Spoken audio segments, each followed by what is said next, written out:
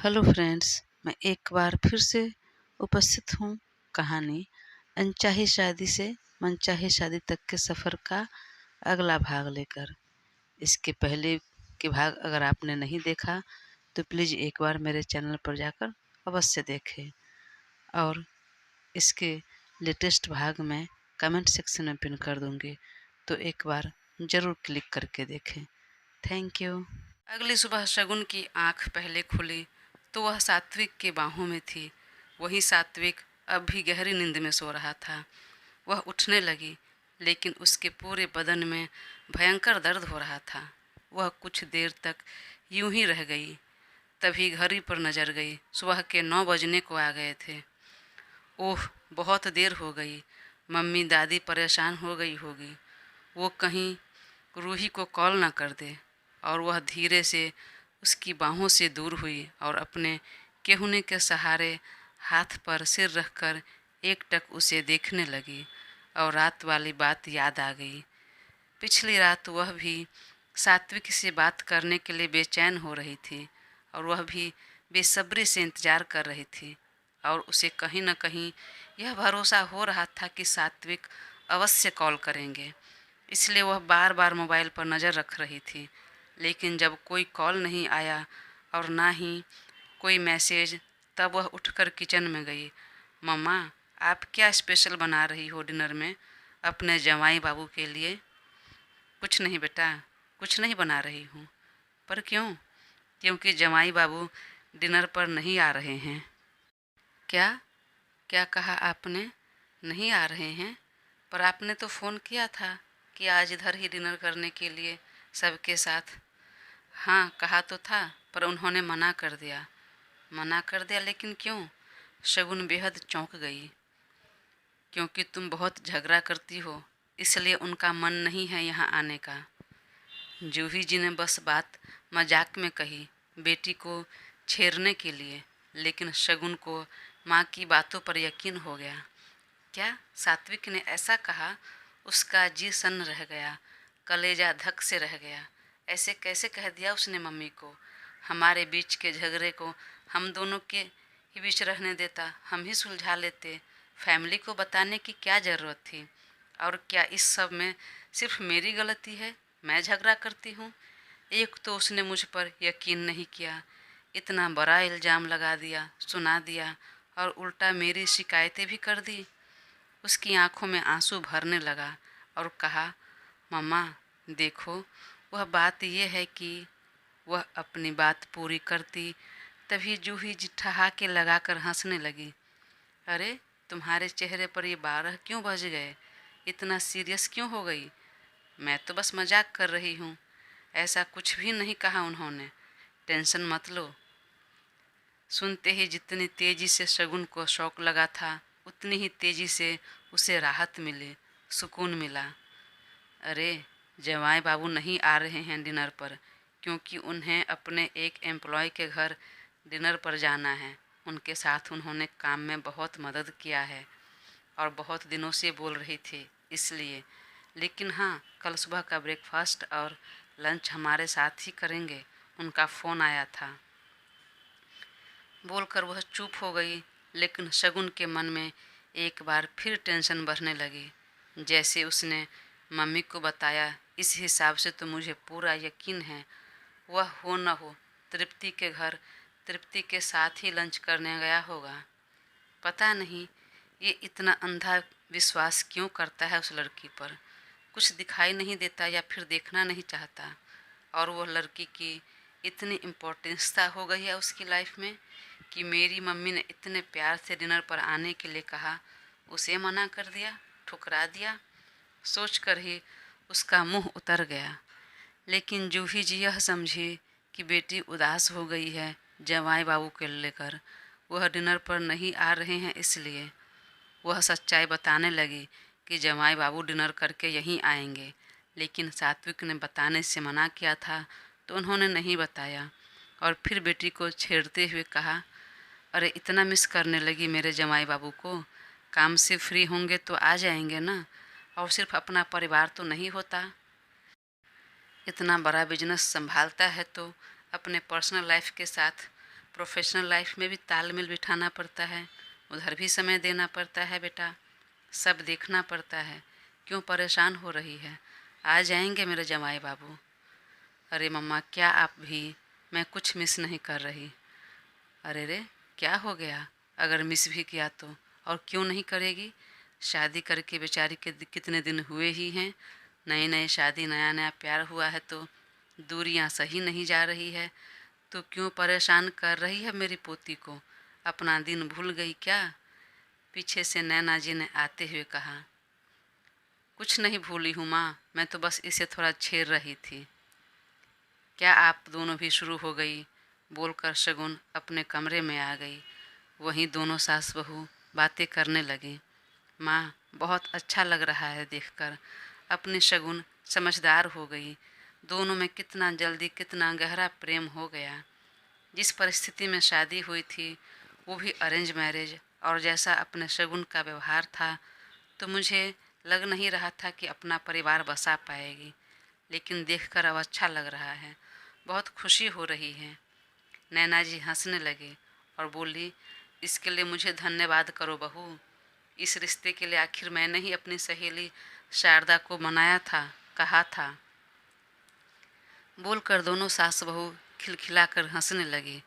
वहीं अपने कमरे में के दरवाजे पर खड़ी होकर शगुन दोनों की बातें सुन रही थी, परंतु खुश होने के बजाय उसकी उदासी बढ़ गई। यह दोनों इतना खुश हो रहे हैं, लेकिन जब सच्चाई पता चलेगी तो क्या बीतेगी इन सब पर? कैसे ठीक करूं मैं अपने रिश्ते को? मुझे भी ठीक करना है, सब सही करना है पहले जैसा, पर कैसे? यह सोच रही थी तभी माँ ने आवाज़ लगाई। शगुन बेटा, आओ बैठो टेबल पर, बन गया खाना, सब साथ में खा लेते हैं। लेकिन शगुन ने कहा, माँ, मैंने शाम को खा लिया था, भूख नहीं है। अगर भूख लगेगी तो मैं रात में खा लूँगी। मैं फ़िलहाल अपने कमरे में पढ़ाई कर रही हूँ, तो अब डिस्टर्ब मत करना। बोलकर वह कमरे में आकर डोर बंद कर लिया और एक बार फिर आँख में आंसू भर आए। ऐसा कैसे कर सकता है वो? मुझसे बातचीत नहीं करना तो नहीं रुकता, लेकिन कम से कम डिनर पर तो आ जाता। मेरी माँ ने इतने प्यार से उससे कॉल किया, बुलाया, लेकिन नहीं, उनकी बात को न मानकर उस तृप्ति के पीछे चला गया, उसके साथ डिनर करने, वह भी उसके घर। उस लड़की की कितनी इम्पोर्टेंस था हो गई उसकी लाइफ में, और मेरे परिवार की कोई वैल्यू नहीं, कोई इम्पोर्टेंस था नहीं है। सोचकर मन बेहद दुखी हो गया, लेकिन फिर खुद को ही समझा लिया, मैं क्यों इतना परेशान हो रही हूँ, क्यों इतना सोच रही हूँ। आज न कल तो सच्चाई पता चलेगी ही, फिर पछताते रहेंगे।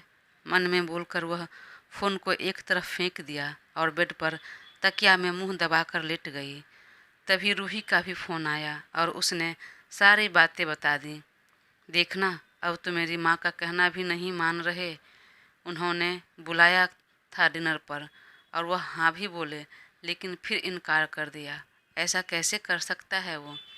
एक तरह से यह तो मेरी माँ का अपमान है। बोलकर वह रोने लगी।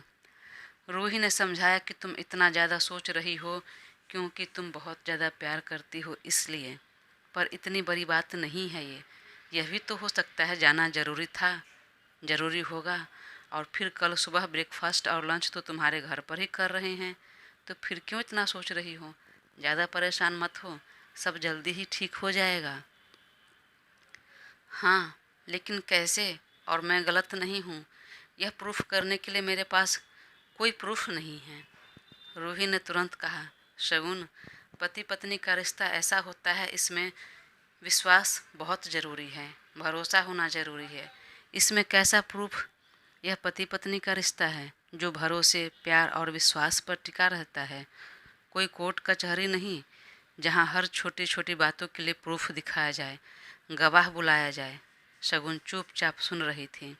तब रूही ने कहा, चलो कल मिलते हैं, अभी तेरा मूड बहुत ऑफ हो रहा है, कल कॉलेज में मिलकर बात करते हैं। चलो फ़ोन रखो और कुछ मत सोचो, पढ़ाई भी मत करो, चुपचाप सोने की कोशिश करो, मूड फ्रेश रहेगा तो कुछ ढंग का सोच पाएगी। हाँ ठीक है, चल बाय। बोलकर दोनों ने फ़ोन रखा और वह एक बार फिर फ़ोन देखकर स्विच ऑफ करने लगी, ताकि अब सात्विक मैसेज भी करे या कॉल भी ट्राई करे तो उसे पता न चले। लेकिन फिर भी एक बार दिमाग में आया कि उसका फ़ोन टैप करने को डाला था, कुछ टैप हुआ कि नहीं। लेकिन इस बार उसे वह सब कुछ मिल गया जिसे उसकी ज़रूरत थी, और उसके साथ जो मिली थी उसका भी पता चल गया। उसने कुछ देर पहले ही तृप्ति की हुई बातचीत की पूरी रिकॉर्डिंग थी। जब उसने सुना तो बेहद शॉक्ड हो गई। उसने सपने में भी नहीं सोचा था कि ऐसी कुछ सच्चाई होगी। कुछ देर पहले तृप्ति ने दिवा को कॉल किया तो दिवा ने उधर से कहा, अरे बहुत सफाई से मैंने अपना काम किया है। वह पेन ड्राइव उसके बैग में रखा है। शगुन को कभी पता नहीं चलेगा और ना मुझ पर कभी शक होगा। हाँ, पता भी नहीं चलना चाहिए, वरना सात्विक तुमसे पहले मुझे मार डालेगा। आखिर सबसे पहले उसे पेन ड्राइव को तो मैंने ही चुरा लिया था और वहाँ शगुन के डांस वाला पेन ड्राइव रख दिया था। यह करने वाली तो मैं ही हूँ। अरे हाँ, समझ गई, सब जानती हूँ। उस लड़की को कैसे पता नहीं चलेगा, और वह लड़की तो मुझे कभी पसंद नहीं आई। जब वह यहाँ आई तब से ही नहीं। ऊपर से वह मेरे हाथ से चिपक रही थी। अब मुझे उसका पीछा छुड़ाना था, इसलिए तो उस रात मैं ही उसे पब में ले गई थी और जानबूझकर मैंने उसे ड्रग्स दे दिया ताकि वह किसी के साथ वन नाइट स्टैंड कर लेगी। लेकिन उसका अकल ठिकाने आ जाएगा। पर उसकी किस्मत तो देखो, द सात्विक मर्चेंट के साथ उसका वन नाइट स्टैंड हो गया, और उससे भी बड़ी बात कि उसके साथ उसकी शादी भी हो गई, और अब दोनों एक अच्छे कपल हैं। पर अब उसकी किस्मत साथ नहीं देगा। अब द सात्विक मर्चेंट उसका नहीं रहेगा। और वह तृप्ति को सजेस्ट करती है कि एक बार फिर वही रिपीट करने के लिए। तब तृप्ति हंसते हुए कहती है, हाँ, इस बार तो वह मेरे घर आ रहा है। इस बार तो सात्विक के लिए कोई ऑप्शन भी नहीं रहेगा मेरे अलावा। बस एक रात, फिर देखो कैसे मैं उसे अपने लाइफ में लेकर आती हूँ। वैसे हमने मिलकर जो भी साजिश रची और मैंने जिस तरह आग लगाई थी सात्विक के मन में शगुन के खिलाफ, उससे तो मुझे पक्का यकीन हो रहा था कि रिश्ते उसके टूट जाएंगे। अपनी लाइफ से शगुन को निकाल फेंकेगा। पर द सात्विक मर्चेंट हर मामले में A1 है, बेहद लॉयल है। आज फिर वो अपनी बीबी के पास उसको मनाने जा रहा था, उसके घर। और वह लड़की भी, जो वह सोच रही थी, जैसा बोल रही थी, वैसा कुछ नहीं दिख रहा। ऐसा लग रहा है वह भी काफ़ी लॉयल है इस रिश्ते के लिए और सात्विक के लिए। अपने रिश्ते को लेकर बेहद पॉजिटिव है। जो भी है वह अब तक ही था, अब आगे नहीं रहेगा। मैं लिख कर दे दूँगी, आज से सात्विक मर्चेंट तुम्हारा हुआ। बोलकर दोनों हंसने लगे। देख क्या होता है, अगर सीधी उंगली से घी ना निकले तो उंगली टेढ़ी पर करनी पड़ती है। अगर तो भी नहीं निकले तो जार को तोड़ दो। लेकिन यहाँ पर वह सब नहीं, यहाँ तो जार को बदल दो, मतलब गेम ही उल्टा कर दो। अगर सात्विक ने एक बार तुम्हारे साथ सब कर लिया तो सात्विक को छोड़ो, शगुन उसे छोड़ देगी। फिर सात्विक भी तेरा और उसका बिजनेस भी तेरा। वैसे भी तू तो काम कर रही है उसके साथ, उसके रग रग से वाकिफ़ हो गई होगी, उसके हाव भाव से लेकर बात विचार तक सब कुछ से। और ऊपर से वह तुम पर विश्वास भी बहुत करता है, अपनी बीबी से ज़्यादा। तो और तुम्हें क्या चाहिए। पर हाँ, याद रखना, तुम्हें तुम्हारा सब कुछ मिल जाएगा तो मुझे भी मेरा रिवॉर्ड देना मत भूलना। टेंशन मत ले बहन, तूने बहुत हेल्प की है मेरी। अब मैं बहुत जल्दी सात्विक की मैनेजर नहीं, उसकी कंपनी ग्रुप ऑफ मर्चेंट की MD रहूँगी। फिर तुम मेरी चमची रहना। अरे मेरा मतलब मेरी असिस्टेंट तुम ही रहना। आखिर मुझे तुम्हारे एडवाइस की ज़रूरत आगे भी रहेगी ही। बोलकर दोनों हंसने लगे और दोनों फ़ोन रखने की बात कही। तब दीवा ने ऑल द बेस्ट कहा और फ़ोन रख दिया। सब सुनते ही तृप्ति के पैरों तले ज़मीन खिसक गई। उसे तो सपने में भी कभी दीवा पर शक नहीं हुआ। वह तो उसे अपना दोस्त मानती थी, और उसने उसके साथ क्या कर दिया। और तभी उसका माथा ठनका। वह तुरंत सात्विक को कॉल कर दिया, पर उसने रिसीव नहीं किया। उसे बहुत गुस्सा आने लगा, लेकिन फिर सोचा हो सकता है वह उसके चंगुल में फंस चुका हो, उसे कुछ होश हवास न हो, जैसे कि मुझे हुआ था उस रात पब में। वह तुरंत रिकॉर्डिंग सात्विक के मोबाइल पर भेज दिया और साथ में रूही को भी। रूही ने देखकर तुरंत कॉल किया, पर शगुन ने कहा फ़िलहाल फ़ोन रखो, मैं तुरंत जा रही हूँ सात्विक के पास। वह फ़ोन नहीं उठा रहा है, मतलब वह मुसीबत में फंस चुका है। इससे पहले कि देर हो जाए मुझे जाना होगा। और वह तुरंत कमरे से बाहर निकली। माँ ने पूछा तो भी उसने बहाना बना दिया कि सात्विक के साथ बाहर जा रही है नाइट आउट करने। ओके ठीक है बेटा, पर ध्यान रखना तुम दोनों अपना। हाँ मम्मी।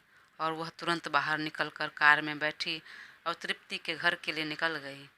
वह दरवाज़ा खोल रही थी, तभी अभिषेक आ गया और फाइनली कुछ अनर्थ होने से पहले उसने अपना रिश्ता, अपना पति और बिजनेस सब कुछ बचा लिया। सब याद आते ही उसे एक बार बेहद गुस्सा आया तृप्ति के प्रति, और कहीं ना कहीं उससे ज़्यादा अपने पति सात्विक के प्रति भी। उसने गुस्से में उसकी तरफ देखा, लेकिन वह तो अभी भी गहरी नींद में सो रहा था। इतनी नींद में कि उसे यह भी पता नहीं चला किसने किसके साथ अपनी रात बिताया है। वह उठकर फ्रेश हुई और कपड़ा पहन लिया। सात्विक को अब भी इतनी नींद में देखकर उसे थोड़ी टेंशन हो रही थी, इसलिए उसने तुरंत अपने फैमिली डॉक्टर से कंसल्ट किया और कुछ ही देर में डॉक्टर वहां पहुंच गए। डॉक्टर ने देखा तो कहा सब ओके है, इनको हल्की नींद की दवाई दी गई है और थोड़ा असर ड्रग्स का भी है, इसीलिए नींद में है, इन्हें सोने दीजिए। Okay doctor. और हाँ, फिलहाल यह बात किसी को पता नहीं चलनी चाहिए। या श्योर मैम। बोलकर वह निकल गया। यह तो अच्छा हुआ कि सैटरडे था, वीकेंड था, छुट्टी थी। बहुत कम ही स्टाफ आए थे ऑफिस, तो ज़्यादा किसी ने ध्यान नहीं दिया, पता नहीं चला। उधर अभिषेक की आँख खुली तो तृप्ति उसकी बाहों में थी और वह भी गहरी नींद के आगोश में थी।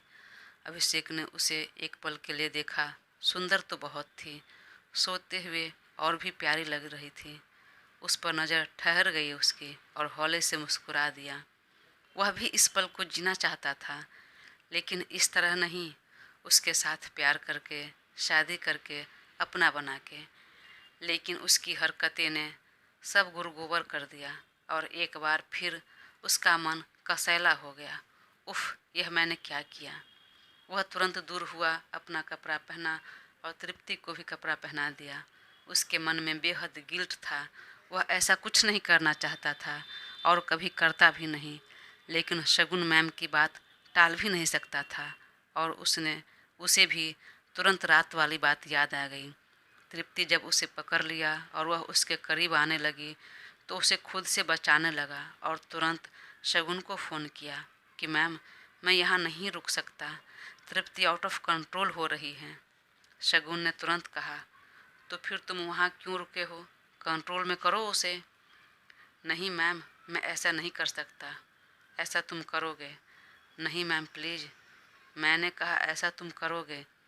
संभालो तुम उसे छोड़कर आए तो फिर तुम्हारी खैर नहीं, और तुम तो उससे प्यार करते हो। तब अभिषेक न चाहते हुए वहाँ रुक गया। इधर शगुन सात्विक के पास बैठी थी, तभी उसका फ़ोन बजने लगा और देखा तो वरुण जी कॉल कर रहे थे।